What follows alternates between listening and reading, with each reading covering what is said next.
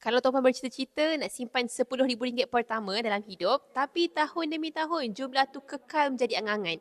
Duit sentiasa bocor, simpanan sentiasa terganggu. Salah satu puncanya adalah simpan dalam bentuk tunai yang mudah cair. Bila nampak duit dalam akaun, naluri untuk belanja lebih kuat. Dan simpanan semakin susut tanpa sedar. Dekat sinilah emas jadi penyelesaian dengan lebih berdisiplin. Dengan menyimpan emas secara konsisten, contohnya melalui akaun emas Cap Public Gold, tuan-puan sebenarnya sedang membekukan nilai duit tuan-puan ke dalam aset fizikal. Emas ni dia tak terkesan oleh emosi dan dia tak boleh dibelanjakan dekat kedai runcit. Dan inilah yang menjadikan ia efektif untuk mencapai simpanan jangka masa panjang. Contohnya, kalau tuan-puan simpan RM250 sebulan dalam akaun emas Cap, dalam masa 3 tahun, tuan-puan akan capai lebih RM10,000 berdasarkan harga emas semasa dan potensi kenaikan tahunan sekitar 10%.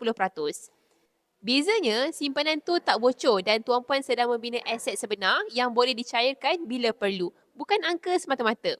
RM10,000 pertama bukan mustahil, cuma perlukan medium yang betul. Dan emas terbukti sebagai antara cara paling berkesan untuk capai matlamat tersebut dengan disiplin dan tenang.